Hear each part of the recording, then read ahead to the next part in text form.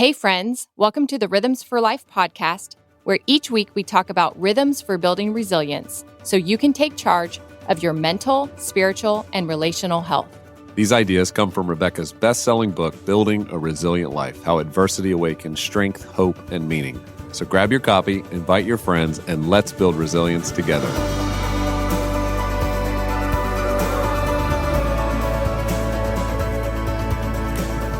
Hi, welcome back to another edition of Rhythms for Life. I'm sitting in today on behalf of Rebekah, and am excited to tell you that today's conversation is going to be one that I think you're going to really enjoy. Rebekah and I sit down with Lisa Bevere, the author of The Fight for Female, and we're talking about a topic that has become quite difficult to talk about in our culture today.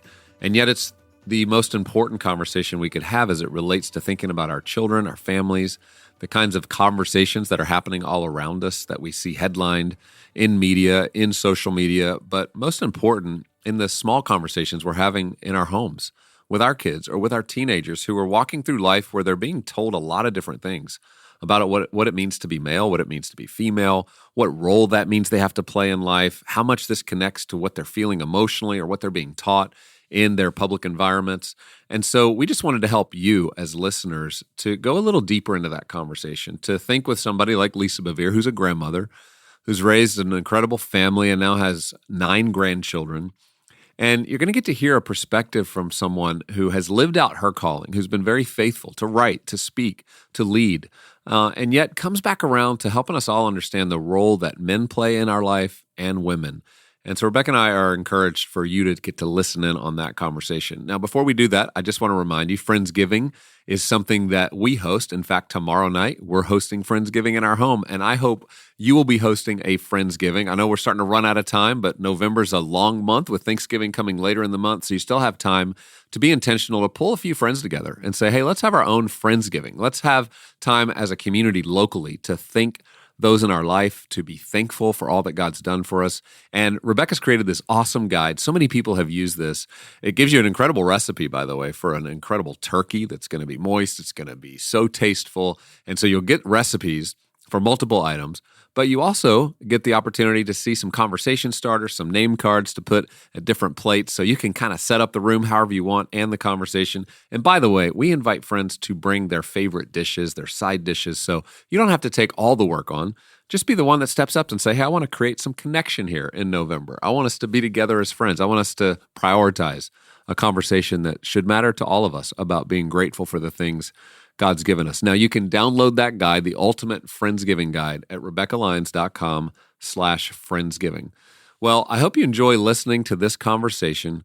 And as you listen to it, I want to encourage you. You can go to thinkmedia.com, spelled THINQ, media.com, where we've created so many different resources that go deeper into different elements of this conversation around gender, around LGBTQ, around some of these conversations that are difficult to have. But we've created them in such a way that you can go deeper and have conversations with your kids, with those you love. And so after you listen to this, if you go, hey, I need to have more conversations with my family around this, I want you to go to thinkmedia.com. I want you to go search for this topic for gender or search LGBTQ. And when you do, you're going to see our curated talks that are 9 minutes in length, sometimes 18 minutes. You can pull them up on your smart TV. You can bring them into the living room. You can sit and listen and learn from different people as they share their thoughts on what does it mean to think biblically about these topics and to practice love within our environment, but also deep conviction about the unique way God's designed human beings to function and flourish. So welcome to the conversation with Lisa Bevere.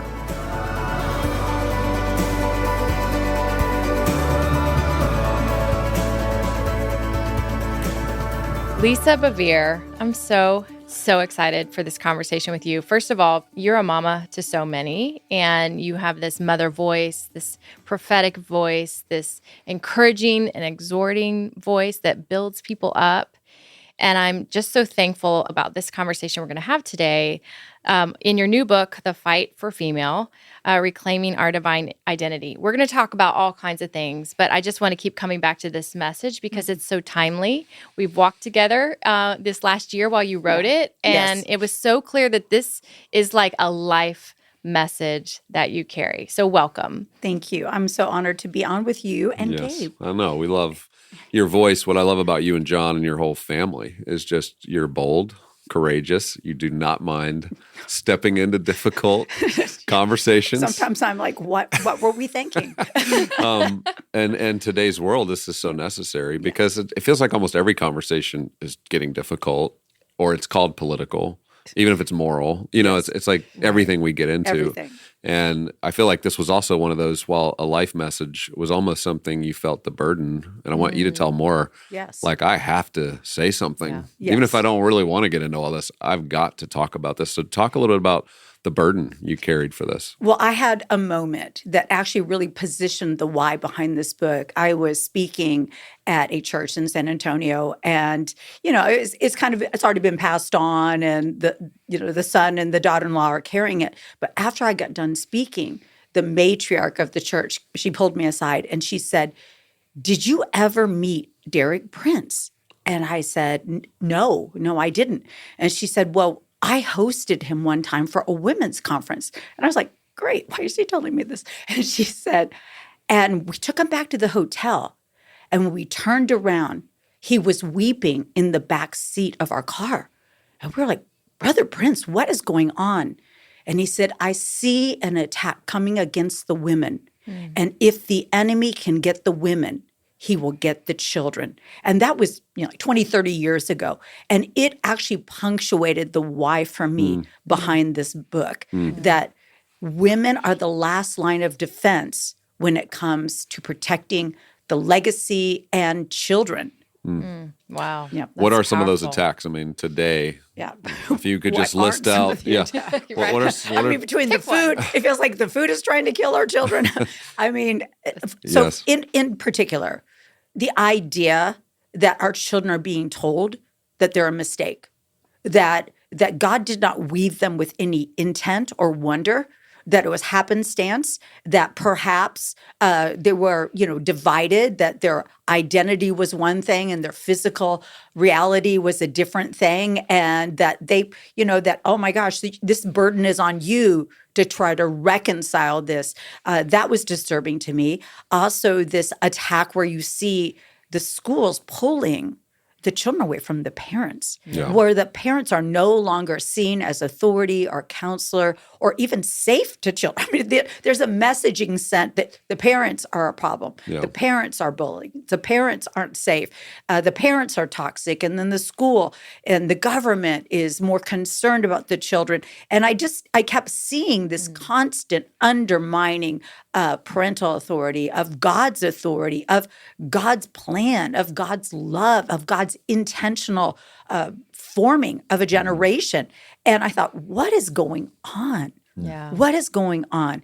And, and I watched the lockdown, seeing how that put the pause on so many hopes and dreams. Then I started to read about how young men who are 24 to 35 are now suffering the highest suicide rates that they ever wrestled with in their life. And I'm like, what is going on here? Yeah. You see the different things. And it's not just the trans community, it's the entire breakdown of the family. Yeah. And I believe that God is first and foremost a father. So family matters to him. And we have lost the voice of fathers. We've told fathers, you need to lead like mothers. We've told mothers, you need to fill the gap and try to be. I mean, it's just like everybody has been moved away from their God-given position of strength. They've lost the rhythm. They've lost the rhythm of what it means to be a mother, to be a sister, to be a brother, to be a father. And I just was shocked and horrified. And you said something to John and I a long time ago that has been a banner for my life since the moment you said it. And I think it's a quote from one of the Stoics. You said, "People follow courage." And I watched during the pandemic, we had two outbreaks. We had an outbreak of the COVID virus, but we had an outbreak of cowardice. And I am watching people have lost their voice. They have canceled themselves, are so afraid of saying anything that they either nuance it so much that nobody's like, so what are you actually saying? Yeah. What are you not saying? I don't know what you're saying. Like, are you like, Right. And so there's no clarity and there's so much confusion. Yeah. And I felt like as a grandmother, soon to be 9, and as a mother of 4 males, I thought I'm going to write it. And if I get canceled, so be it. You've earned the right. Yes. You have, your life has been a witness. It's not even just the words that you've preached. It's like your life and your testimony as a mother of four sons who now you have grandkids. Tell everyone how many grandkids, and then Nine. more on the way. Yeah. I'm planning on having more, but as of right now, at any moment, number 9 should appear. Yes. Amen. And so there's a legacy of kingdom, and God-fearing generations. And as we know in the Old Covenant, God would always bless with generational lines that would love and fear him. And even just hearing your and John's testimony about how you became Christians and how that was like catalytic in your relationship.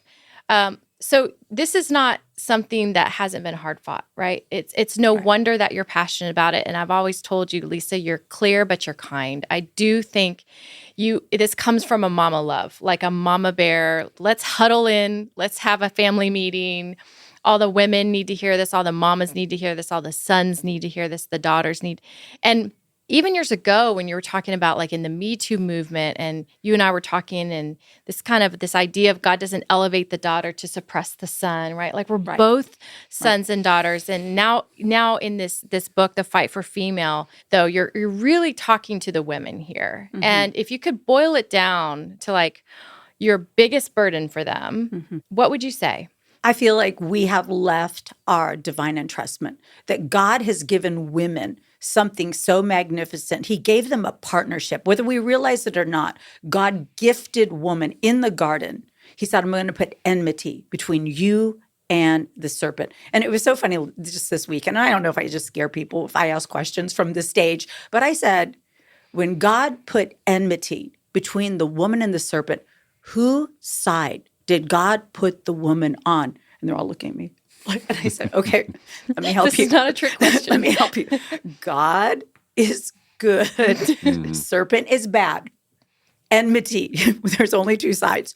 And it was like they were afraid to say that they had been part of a redemptive plan, that God had set the woman up to be a solution, that God said, all right, yes, through one man's sin, and we always make it sound like Eve was the problem, but we know the fall didn't happen till Adam, which actually shows the authority of man. Yeah. But God said, I'm going to use the redemption of a woman, that she was overshadowed by the Holy Spirit. So I want to give women back their value that is divine, so that they stop going for the lesser value of taking the man's space or the man's place, or wrestling to try to get value from a culture who does not even understand eternal value. I want to realign them with their spiritual authority of who they are and the why. Yeah. Why this matters. This matters, that we honor what it means to be a mother, that we honor what it means to be a daughter, that we take away shame from the feminine form, but that doesn't mean we embrace immodesty. Like, what does this look like to call the feminine body sacred again? What is it? There's a war that women need to fight with an enemy that is after the image of God and the sanctity of life. And these are 2 things we just can't compromise on. And it can be confusing to some listening. Even the title of your book, The Fight for Female, they're like, wait, it feels like the feminism movement has had great I kind of tried to backdoor it, but yes. Yeah. It's like there's been, even for men listening, they're like, it seems like women are doing pretty well. They're making more money than ever. They're more educated than ever. They seem like more in control of their decisions in life and career, and whether they want to get married or not, or have kids or not. Feels like women have done pretty well over the last 60 years. And yet you're kind of coming in going, wait, that measurement of how women are doing well, I think you're questioning, right, the premise. Is that working out? Yeah. Are women really faring better in the world? Well, we're seeing, at the very beginning, God created woman as the answer to the very first problem. And we know that problem was, it's not good for man to be alone. God didn't say man wasn't good. He said, the man alone is not good. And so God brings this answer of woman. And then we have this cataclysmic fall, and there is a breach. And now we've got division between the man and the woman. We've got division between brother to brother, people to earth, sister to sister, everything has fallen. So Jesus comes to seek and save that which was lost, not just the lost, but that which was lost. And we lost some of our divine identity and privilege and authority in the fall. And we began to wrestle with the men. So, for example, saying women are doing well. Yes and no. Yes and no. Yes, if we're measuring it by finance, if we're measuring it by career opportunities, but no, marriages aren't doing well. They're not fulfilled. Women have heart disease now. They have all the same stress that the men had at one time.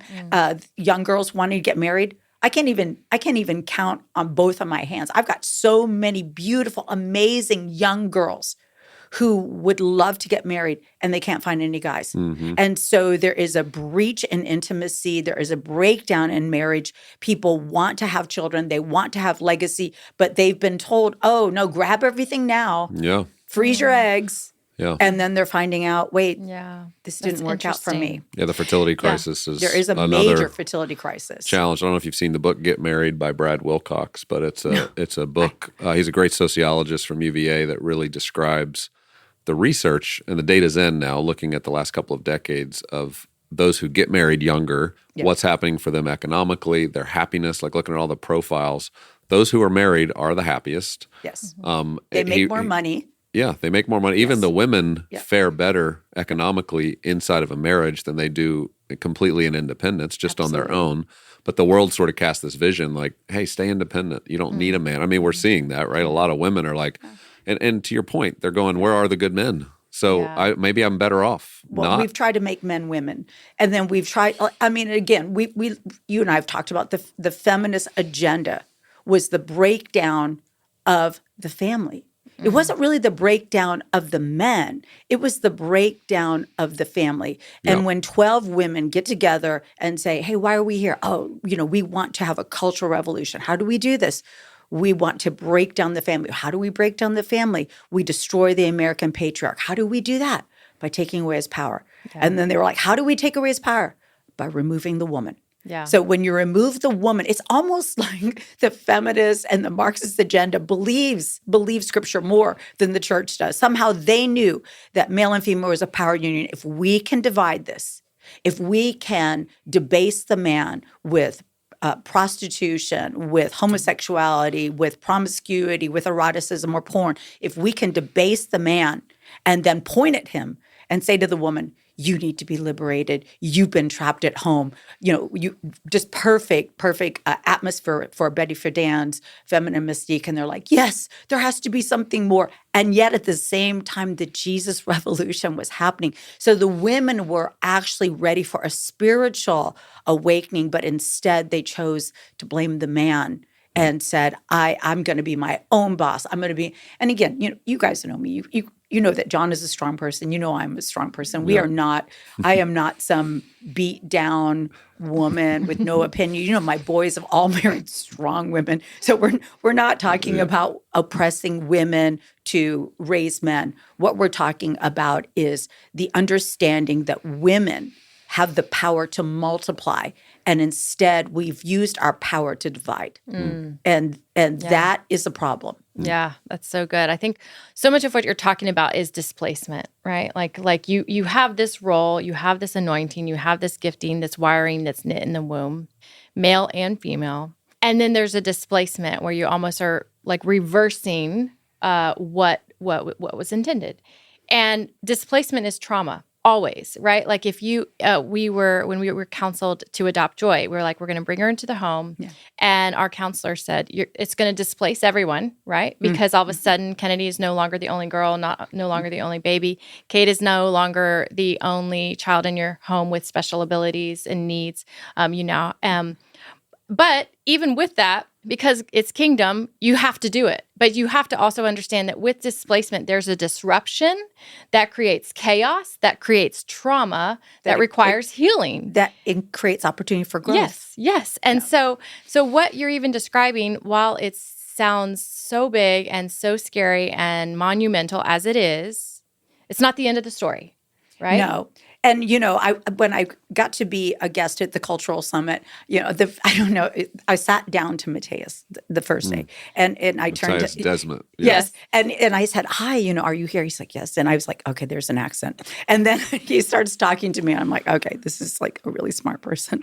I'm not going to engage with him anymore." Yes. And he gets up there, and I'm like, "I understood half of your words." I mean, he was just brilliant. Yeah. And then he sought me out at lunch, and he said, "Can I sit with your family?" And by the way, for context, he's the author of a book called The Psychology of Totalitarianism that Absolutely. really lays out how totalitarianism moves gains. into a culture. Yes. Yeah. And if you have any contact with THINQ, Cultural Summit, and Rhythms. Yeah, we'll link to it in the show notes. Well, but you get smarter just by listening.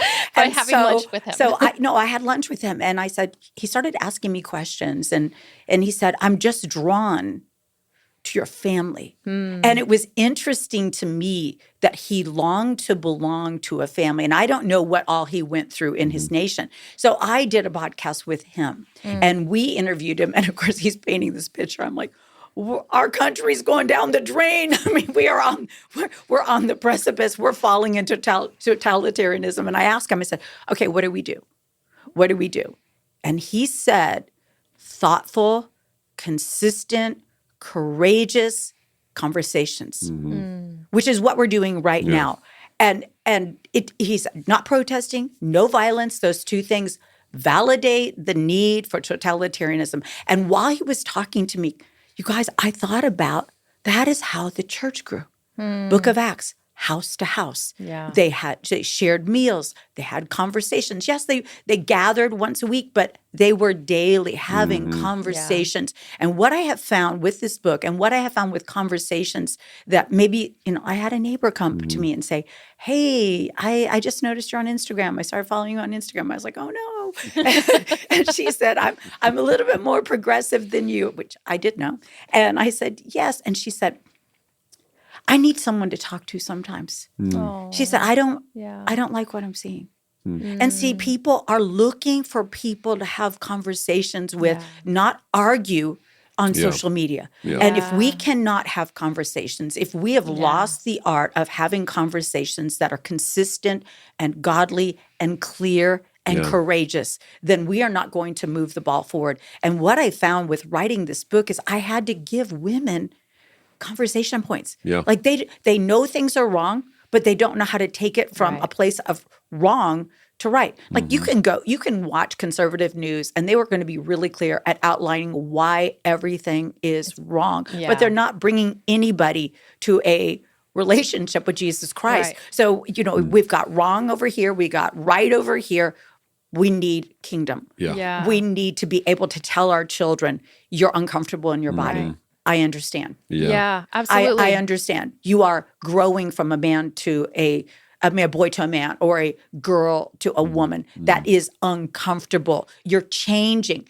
Also saying to them, making a connection with the high priest that we hear about in Hebrews 4, that Jesus, no, he was never trans, but he was the Son of God, and he set aside his divine form, and he emptied himself of divine privileges and took on flesh. So he understands how uncomfortable it is. This is all we've known is uncomfortable. He's like, "Listen, guys, what you are right now is just a seed and a shadow of what you one day will be. You are uncomfortable. You long for more because you were created for more. But the more that you're looking for is not going to be found here. The more you're looking for is going to be found in your real life that begins in eternity." And I think we don't preach that.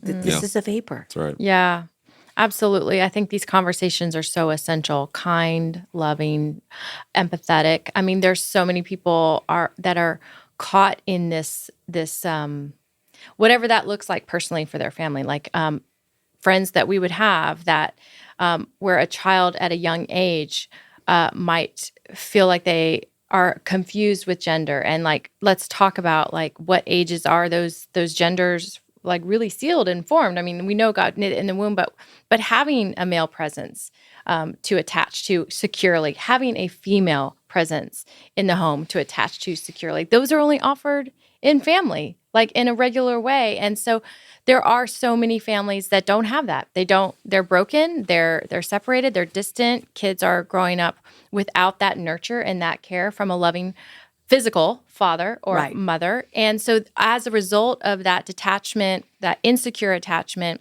that loneliness, and they're almost left. They're just left to kind of fend for themselves. And so there's so much compassion around that. Okay, if that's the story or that's the journey, like let's lean into that. Let's seek to understand. Let's come around. And Gabe and I were talking about this phrase, it takes a village or a society to raise a child. But what we really do believe is it takes a family. It takes a family, a mother and father, and a household of faith around that family, an extended family, to raise a child. And I think part of like what you're describing here is like the value of family, the governance, even just in the way that God set up a family, that parents like begin with authority, and then they become coach, and then they become friend as those children become adults, but still never losing contact, never breaking relationship, leaning into that. What are some of the ways that you would encourage moms and dads listening to this podcast? And it depends on what city they're in, what school system they're a part of, what kind of curriculum their kids are hearing at a young age. How would you encourage them, no matter what church they attend or what school their kids are in, to lean into this family and to disciple these young ones from very early ages and feel the courage to do that? What are some small things you and John did when the kids were young? Well, John was traveling a lot, and I'm not saying that as an accusation. He would be the first one to say that. But I would say, rather than accusations, conversations. It's scary. It's scary. I mean, I still remember the day I saw something on the news and Addison was in junior high, and I was like reactionary to it when I first saw it, and I thought I'm gonna have to ask him the question, but I'm gonna have to fold laundry. I'm gonna have to not look like, hey, I watched something on TV today that said these are the kind of things that are happening in public school. What are your thoughts on that? And he was like, yeah. I'm like, wait, so that is happening? And he's like, yes, it is happening. And I'm like, well, okay. And I didn't say I need names and numbers.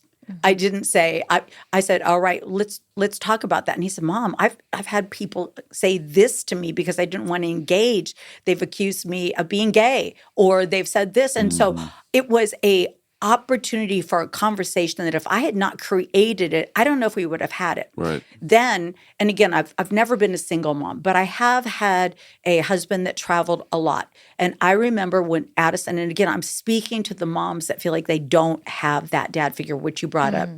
I remember Addison coming to me and saying, I'm 13, my dad's not here, I have questions, and what I found is he got irritated with me, even though I was the one there. So he was grumpy with me because you attack the one you feel safe with and you protect the one.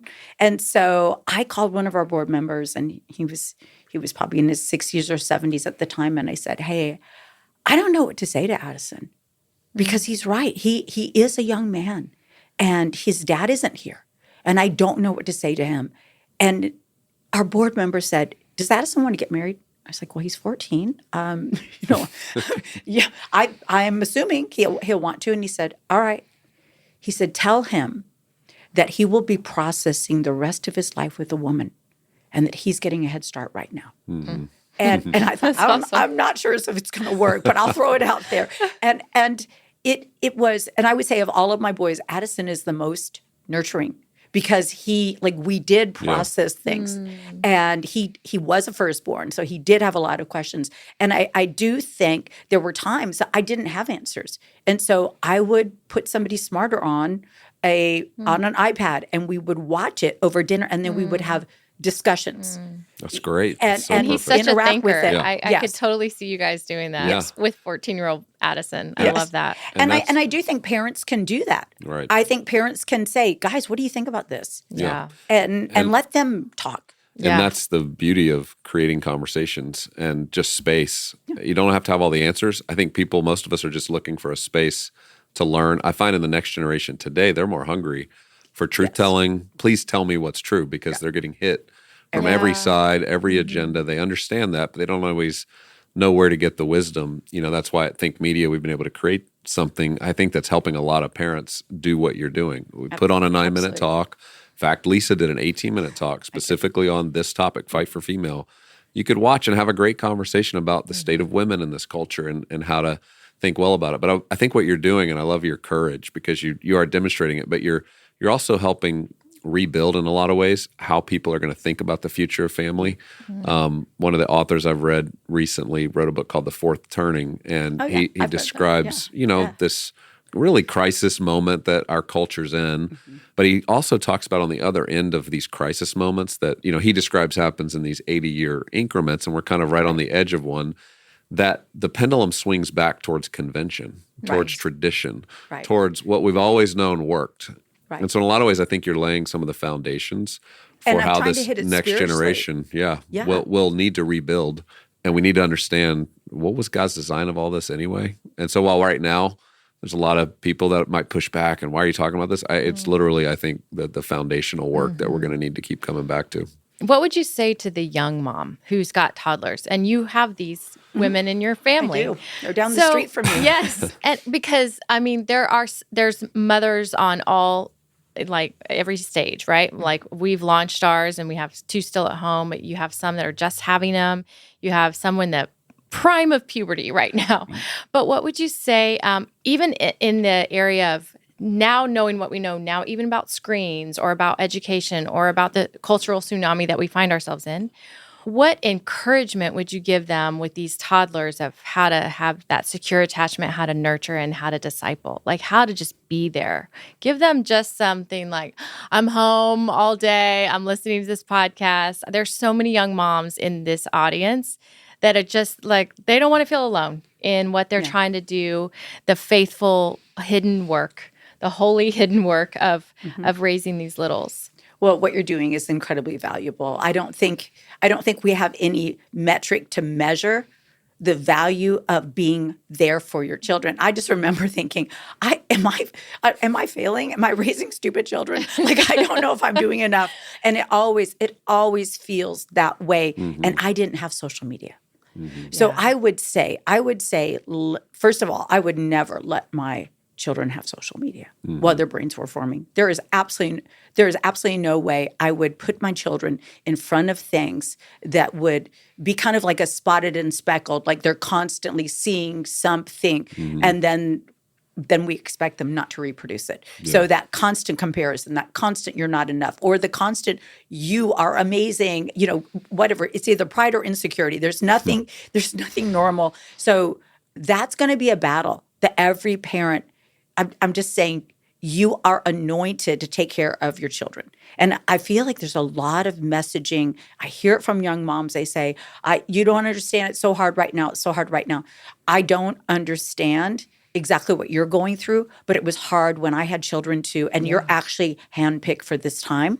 And your children are handpicked for this time. And so you don't want to say that the giants are too big and that God is not faithful and he can't take care of it. You're raising a generation. And like you said, when you read about the fourth turning, we're raising a generation of artists and heroes. We are raising a generation who are going to flip the culture. The enemy wants to distract them, diminish them, destroy them, because he's not stupid. He is aware, and he sees these generations coming up as threats. Yep. But how he is dismantling them is he's telling them they're victims.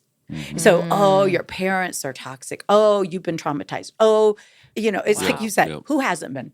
I'm sorry. But we all choose how we're going to respond. Are we going to use obstacles to make us stronger? Are we going to use obstacles to block our way? Are we going to do U-turns? Or are we going to find another pathway forward? And for me, I felt like this, when Jesus is talking about his father preparing a banquet, and, we just keep going for the busy. And you go, whoa, sorry.